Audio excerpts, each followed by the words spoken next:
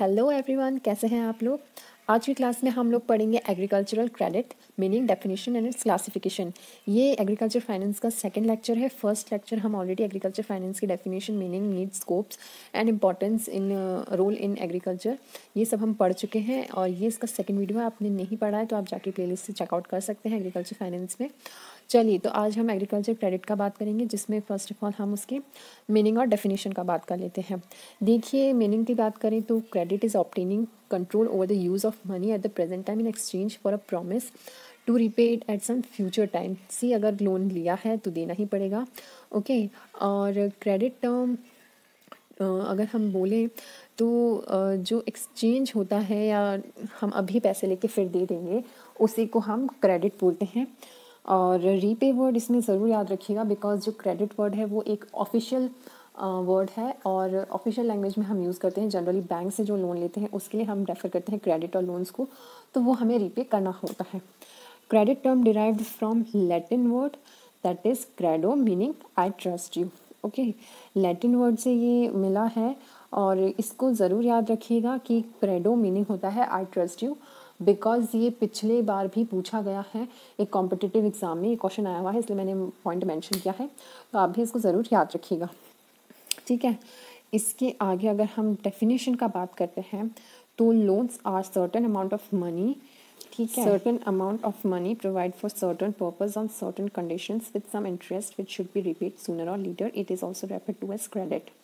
जो लोन है उसका अगर बात करते हैं तो वो एक सर्टेन अमाउंट, मतलब एक प्रॉपर फिक्स अमाउंट ही आपको दिया जाएगा, और if of money provide for certain purpose, मतलब किसी कारणवश ही आपको दिया जाएगा, बिना किसी कारण के आपको वो नहीं दिया जाता है लोन।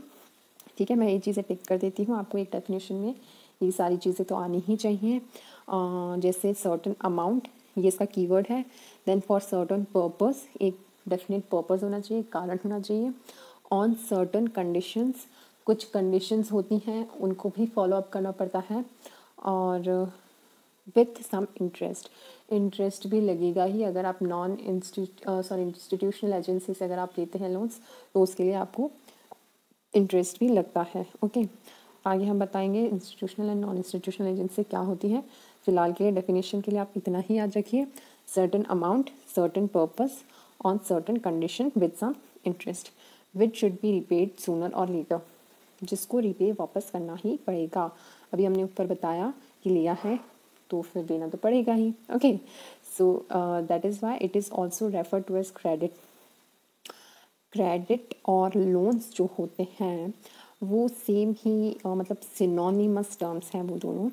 क्रेडिट और लोन का मतलब सेम ही होता है, बस हम इनका वर्ड्स अलग अलग हैं। ओके, तो आप ये देख सकते हैं कि हम इसी को रेफर करते हैं एज अ क्रेडिट और इसी को हम बोलते हैं लोन। चलिए, अब हम लोन्स और क्रेडिट का बात हो गया है यहाँ पे, तो हम आगे बढ़ते हैं इसकी क्लासिफिकेशन की ओर। ठीक है, तो चलिए इसका नेक्स्ट स्लाइड की ओर बढ़ते हैं, जो कि है क्लासिफिकेशन ऑफ एग्रीकल्चर क्रेडिट। इतने में कोई डाउट है आपको तो आप नीचे पूछ सकते हैं कमेंट में। बहुत सिंपल है ये सब, और आगे भी कोई डाउट हो तो आप मुझे ज़रूर कमेंट करिए, और पसंद आए तो प्लीज़ लाइक एंड शेयर कीजिएगा। चलिए, तो नेक्स्ट है classification of agricultural credit. Agricultural credit can be classified based on purpose, time, security, generation of surplus funds and number of activities.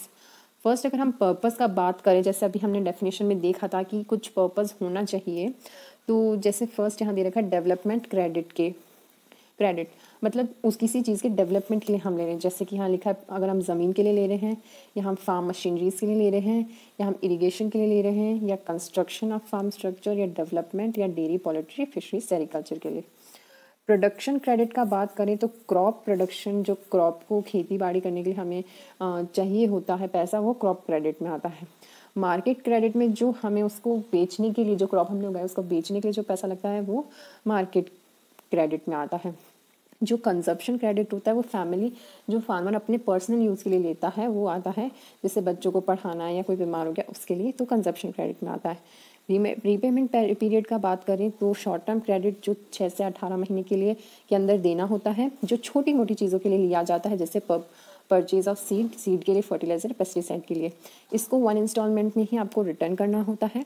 Medium term credit का बात करें तो 2 से 5 साल इसका टाइम पीरियड होता है, जो हम थोड़ी सी बड़ी चीज़ों के लिए, जैसे फार्म मशीनरीज या फिर गाय भैंसों के लिए हम लेते हैं। ठीक है, इसका इंस्टॉलमेंट एनुअल इंस्टॉलमेंट मतलब ईयरली देना होता है, एक साथ साल के अंत में चुकाना होता है। जो इंपॉर्टेंट है उसको रेड से लिखा दे रही हूँ यहाँ, कि जो एक तो टाइम पीरियड आप इसका अच्छे से याद रखिएगा, इंस्टॉलमेंट याद रखिएगा। लॉन्ग टर्म क्रेडिट का टाइम पीरियड होता है 5 से 25 साल के बीच में आपको इसको चुकाना होता है, और ये जनरली थोड़ी सी बड़ी चीज़ों के लिए, जो ज़्यादा महंगी चीज़ें होती हैं, जैसे कुआं खुदवाना या ट्रैक्टर, या फिर हमें जो हैवी मशीनरीज चाहिए होती है उनके लिए, इसका भी एनुअल इंस्टॉलमेंट में इसका पेमेंट करना होता है। सिक्योरिटी का बात करें तो फार्म मॉर्टेज क्रेडिट, मॉर्टेज मतलब होता है गिरवी रखना।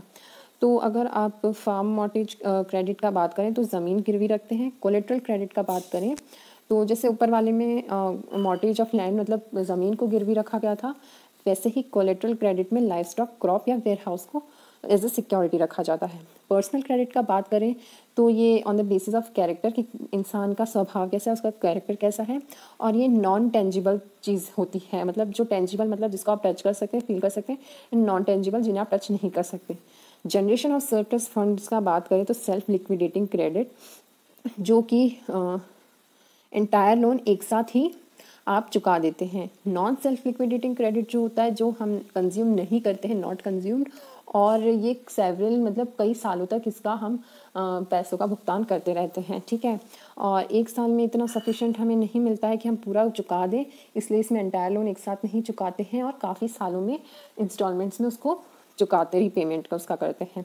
ओके, नेक्स्ट है क्रेडिटर और लेंडर वाइज क्रेडिट। इसमें नॉन इंस्टीट्यूशनल एजेंसी, जैसे मैंने आपको बताया था पहले, फ्रेंड्स, रिलेटिव्स, ये जो भी होते हैं जो हमसे इंटरेस्ट ज़्यादा नहीं लेते हैं या फिर कम लेते हैं, वो होते हैं नॉन इंस्टीट्यूशनल एजेंसी। जबकि जो कोऑपरेटिव बैंक होते हैं या रीजनल रूरल बैंक होते हैं, वो होते हैं इंस्टीट्यूशनल एजेंसी।